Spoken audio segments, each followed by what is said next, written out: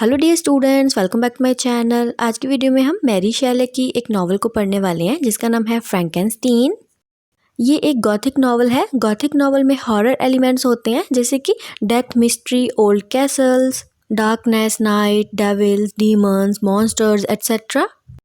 और अगर हम कभी गॉथिक नॉवेल्स के बारे में स्टडी करते हैं तो उनमें फ्रैंकेनस्टीन का नाम ज़रूर आता है।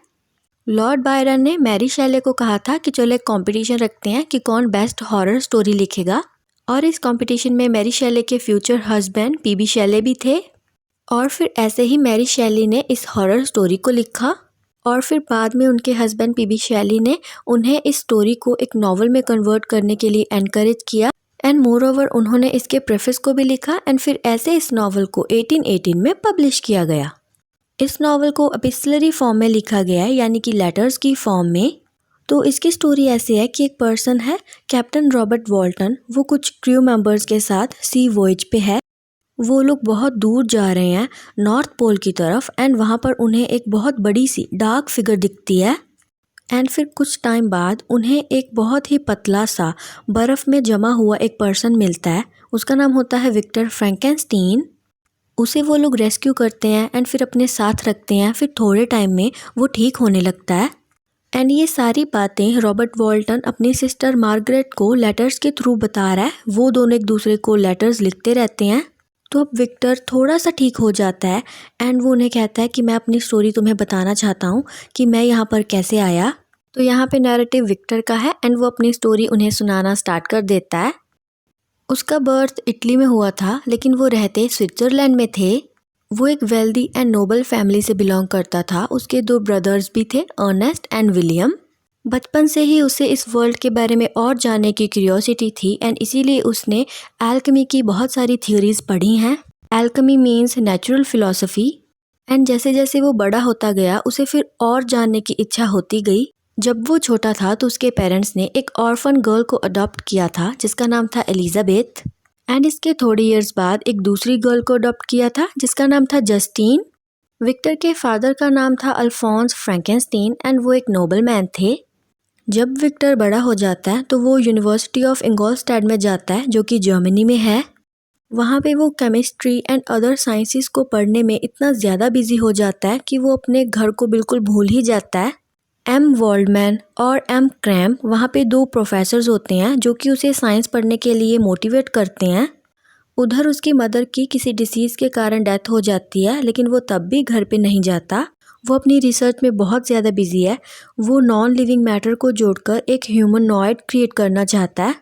वो किसी डेड बॉडी के पार्ट्स को जोड़कर एक क्रिएचर बना भी लेता है, बट वो देखने में इतना ज़्यादा डिस्गस्टिंग लगता है कि वो डर जाता है एंड उसे वहीं पर छोड़कर भाग जाता है। वो बाहर इधर उधर घूमने लग जाता है। वो सैड हो जाता है क्योंकि उसने इस रिसर्च पे बहुत टाइम लगाया है और रिजल्ट्स उसकी एक्सपेक्टेशंस के अकॉर्डिंग नहीं आए। वो तो एक ब्यूटीफुल चीज़ क्रिएट करना चाहता था और क्रिएट हो गया ये मॉन्स्टर। तो अब विक्टर को उसका चाइल्डहुड फ्रेंड हेनरी मिलता है। वो उसे थोड़ा शांत करता है एंड उसके अपार्टमेंट में उसे वापस लेकर जाता है। विक्टर वापस आकर अपनी लैब में उस मॉन्स्टर को ढूंढता है लेकिन उसे वो नहीं दिखता, मतलब वो वहाँ से कहीं चला गया। तो ये सब जानकर वो परेशान हो जाता है एंड बीमार पड़ जाता है, लेकिन उसका फ्रेंड हेनरी उसकी केयर करता है एंड उसे 3-4 महीने लगते हैं ठीक होने में। तो अब विक्टर अपनी फैमिली के पास वापस जाने के लिए सोचता है, लेकिन उससे पहले उसे उसके फादर का एक लेटर मिलता है। उसमें वो उसे इन्फॉर्म करते हैं कि उसके यंगर ब्रदर विलियम को किसी ने मार डाला। तो उसके लिए पूरी शॉकिंग थी एंड वो जेनेवा वापस चला जाता है अपनी फैमिली के पास।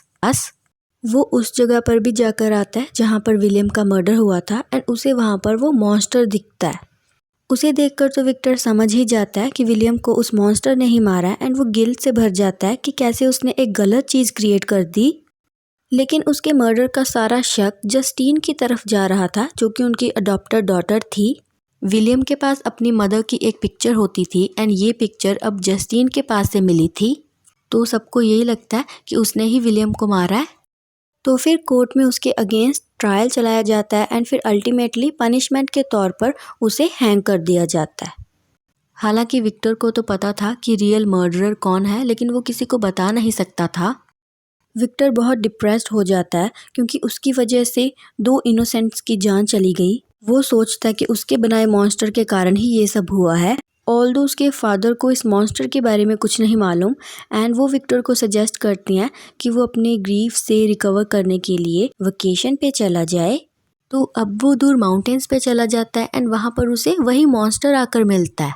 विक्टर को उसे देखकर बहुत गुस्सा आता है, लेकिन वो कहता है कि बस एक बार मेरी बात सुन लो। तो अब मॉन्स्टर का नरेशन स्टार्ट हो जाता है। तो वो बताने लगता है कि जब मैं तुम्हारे अपार्टमेंट से गया था तो मैं ऐसे ही इधर उधर घूमता रहता था, मुझे नहीं मालूम था कि मुझे कहाँ जाना है। लोग मुझे देखकर डरते थे, मुझसे नफरत करते थे मेरी इस अपीयरेंस के कारण। मैं किसी के साथ भी नहीं रह सकता था क्योंकि लोग मुझसे दूर भागते थे।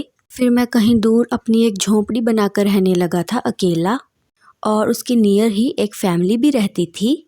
इस फैमिली के हेड थे डी लैकी, जो कि एक ब्लाइंड मैन थे। इसके अलावा उनका एक बेटा था फेलिक्स एंड उनकी डॉटर अगाथा। मॉन्स्टर को इस फैमिली से अटैचमेंट हो जाती है क्योंकि वो उनकी एक्टिविटीज को छिप छिप कर देखता होता है। वो उनके लिए फायरवुड्स कलेक्ट करके रखता था एंड उनके रास्ते से स्नो को भी हटा देता था। उन्हें देख देख कर वो उनकी लैंग्वेज भी सीख लेता है। एक दिन मॉन्स्टर खुद को पूल में देखता है एंड वो डर जाता है अपने आप को देखकर। वो इतना अगली दिखता है, इसीलिए उसे कोई पसंद नहीं करता। तो अब ऐसे ही वो एक दिन उनकी बातें सुन रहा होता है एंड उसे पता चलता है कि फेलिक्स की एक गर्लफ्रेंड हुआ करती थी, सैफी।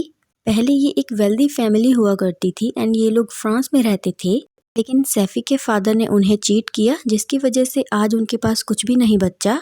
और उनकी बातें सुनकर मॉन्स्टर ये सोचता है कि उसके पास भी एक कंपेनियन होनी चाहिए, जैसे फेलिक्स के पास है सैफी। और साथ ही वो उनके लिए सिंपैथी भी शो करता है कि कैसे किसी के चीटिंग के कारण वो एक पुअर फैमिली बन गई। तो अब एक दिन डी लैकी घर पे अकेले थे, फेलिक्स एंड अगाथा वहाँ पर नहीं थे। तो मॉन्स्टर उनके घर चला जाता है एंड उनसे बातचीत करता है। तो जैसे कि हमें पता है कि वो एक ब्लाइंड मैन है और उन्हें तो मॉन्स्टर नहीं दिखता, तो वो उससे बहुत आराम से बातें कर रहे होती हैं। तो अब फेलिक्स एंड अगाथा घर पे वापस आ जाते हैं। वो दोनों मॉन्स्टर को देखकर बहुत डर जाते हैं एंड फेलिक्स तो उस पे अटैक ही कर देता है। तो मॉन्स्टर को वहाँ से भागना पड़ता है एंड उससे विक्टर पे गुस्सा आ रहा होता है कि उसने उसे ऐसा बनाया है। फिर वो ऐसे ही कहीं जा रहा होता है एंड उसे एक बच्चा दिखता है जो कि नदी में डूब रहा था। वो उस बच्चे को बचाता भी है, लेकिन जब उस बच्चे का फादर आता है तो वो उसे शूट कर देता है कि जरूर इस मॉन्स्टर ने ही मेरे बच्चे को नदी में फेंका होगा। मॉन्स्टर इंजर्ड हो जाता है एंड उसे ह्यूमन काइंड से नफरत हो जाती है। वो डिसाइड करता है कि अब तो वो रिवेंज लेकर रहेगा। पहले तो वो जेनेवा पहुंचता है विक्टर के घर एंड वहाँ पे विलियम को मार डालता है एक पार्क में एंड जस्टिन को उसके मर्डर में फंसा देता है। तो ये सब बातें मॉन्स्टर विक्टर को बता रहा है एंड वो उसे कह रहा है कि मुझे भी एक कंपेनियन बनाकर दो, मैं भी एक लिविंग बीइंग हूँ एंड मुझे भी खुश रहने का अधिकार है। और वो उसे ये भी कहता है कि अगर तुम मुझे पार्टनर बना के दोगे तो मैं यहाँ से बहुत दूर चला जाऊँगा साउथ अमेरिका में एंड किसी के भी सामने नहीं आऊँगा। विक्टर सोचने लगता है कि अगर मैंने इसे मना किया तो ये मेरे बाकी फैमिली मेम्बर्स को भी मार डालेगा और हो सकता है मुझे भी। तो वो मान जाता है कि चलो मैं तुम्हारी एक फीमेल कंपेनियन बना दूंगा। तो यहाँ पे मॉन्स्टर का नरेशन ख़त्म हो जाता है एंड विक्टर का स्टार्ट हो जाता है। तो अब विक्टर अपने फ्रेंड हेनरी को लेकर इंग्लैंड जाता है एंड वहाँ पर एक फीमेल मॉन्स्टर पे काम करना स्टार्ट कर देता है।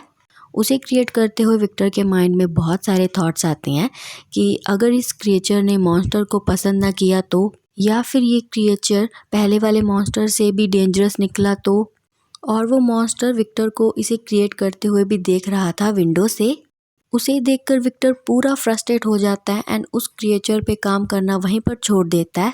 उसे वो गुस्से में कहता है कि अगर तुम ऐसे हो तो तुम्हारी पार्टनर कैसी होगी। अब तो उस मॉन्स्टर को भी गुस्सा आ जाता है एंड वो उसे धमकी देते हुए कहता है I will be with you on your wedding night. तो अब विक्टर बोट पे सवार होकर जा रहा है। वो उन इंस्ट्रूमेंट्स को पानी में फेंकने के लिए जा रहा है जिनके ज़रिए उसने उस मॉन्स्टर को बनाया। तो अचानक से हवा की डायरेक्शन बदल जाती है एंड वो आयरलैंड पहुंच जाता है एंड वहाँ पर उसे अरेस्ट कर लिया जाता है। उसे ये जानकर बहुत बड़ा शॉक लगता है कि उसे उसके ही फ्रेंड हेनरी के मर्डर के लिए अरेस्ट किया गया है। मतलब हेनरी को भी उस मॉन्स्टर ने मार डाला। तो वो कैसे भी अपने आप को इनोसेंट प्रूव करता है एंड जेल से निकल कर आता है एंड वो जेनेवा लौट जाता है अपने फादर के पास एंड वहाँ पर उसकी मैरिज फिक्स कर दी जाती है एलिजाबेथ के साथ। एलिजाबेथ वही लड़की है जिसको उनके फादर ने अडॉप्ट किया था। अब वो बड़ी हो गई है। वो दोनों एक दूसरे को पसंद करते हैं तो फिर उनकी शादी फिक्स कर दी जाती है। और जिस रात उनकी शादी होनी होती है, विक्टर अपने साथ पिस्टल एंड कुछ चाकू वगैरह रखता है अपने आप को डिफेंड करने के लिए, क्योंकि मॉन्स्टर ने उसे धमकी दी थी ना कि वो उसे उसकी वेडिंग नाइट पर देखेगा। तो विक्टर एलिजाबेथ को कहता है कि तुम अपने रूम में बैठो, मैं उसे देख कर आता हूँ। तो वो तो मॉन्स्टर को ढूंढने के लिए बाहर जाता है, लेकिन मॉन्स्टर एलिजाबेथ के रूम में घुसकर उसे मार डालता है। फिर विक्टर विंडो से उस मॉन्स्टर को देख लेता है। वो उसे शूट करने के लिए दौड़ता है, लेकिन उससे पहले ही वो वहाँ से भाग जाता है। विक्टर के फादर, जो कि पहले ही अपनी वाइफ की, विलियम एंड जस्टिन की डेथ से दुखी थे, वो अब एलिजाबेथ के मर्डर के बारे में सुनकर पूरी तरह टूट जाते हैं एंड फिर ऐसे ही थोड़े दिन बाद उनकी भी डेथ हो जाती है। तो इन सब चीज़ों का बदला लेने के लिए विक्टर उस मॉन्स्टर को ढूंढता है पूरे यूरोप में एंड वो रशिया भी जाता है। फिर ऐसे वो उसे फॉलो करते करते नॉर्थ पोल भी पहुंच जाता है। वहाँ पे वो उसे दिख भी जाता है। वो उसे पकड़ने वाला होता है कि वो इतना ज़्यादा थक जाता है एंड एग्जॉशन के कारण बेहोश होकर गिर जाता है और मॉन्स्टर को मौका मिल जाता है फिर से भागने का एंड विक्टर वहीं पर पड़ा रहता है। उसके आसपास बर्फ़ जमा हो जाती है एंड ऐसे वो रॉबर्ट वॉल्टन को मिलता है एंड अपनी यही स्टोरी वो उन्हें सुना रहा है। तो उनकी शिप आगे जाते जा रही है, लेकिन आगे बहुत कोल्ड एंड आइस है।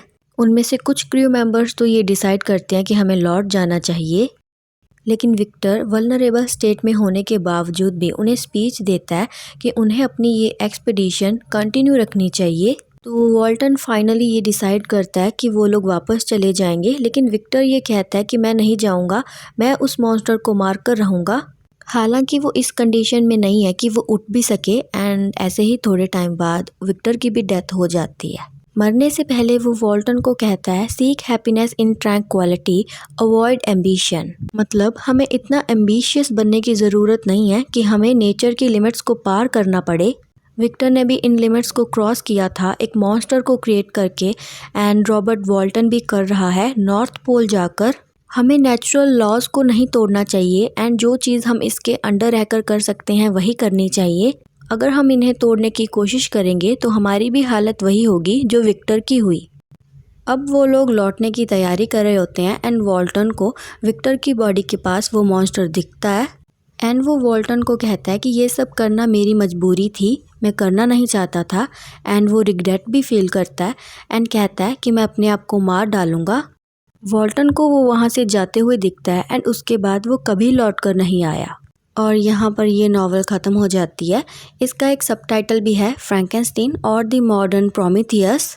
प्रोमीथियस एक ग्रीक गॉड थे एंड माना जाता है कि उन्होंने ह्यूमन बींग्स को क्रिएट किया था क्ले से। और मैरी शेली ने फ्रैंकेनस्टीन को उनके साथ कंपेयर किया, जैसे उन्होंने एक न्यू लाइफ क्रिएट की थी वैसे फ्रैंकेनस्टीन ने भी की थी, मॉन्स्टर उसने बनाया था। फिर प्रोमीथियस ने हेवन से फायर चोरी करके ह्यूमन बींग्स को दी थी उनकी वेलफेयर के लिए एंड ऐसे ही फ्रैंकेनस्टीन ने एक क्रिएचर में जान डाली थी, वो भी इसे सोसाइटी के लिए ही यूज़ करना चाहता था। प्रोमीथियस को इस फायर थेफ्ट के लिए गॉड ज़्यूस ने पनिश किया था और ऐसे ही फ्रैंकेनस्टीन को नेचर के लॉज तोड़ने की सज़ा मिली। तो मैं उम्मीद करती हूँ कि आपको इसकी स्टोरी के साथ साथ इसका टाइटल भी समझ में आ गया होगा एंड अगर आपको वीडियो अच्छी लगी तो प्लीज़ इसे लाइक एंड चैनल को सब्सक्राइब कर जाना।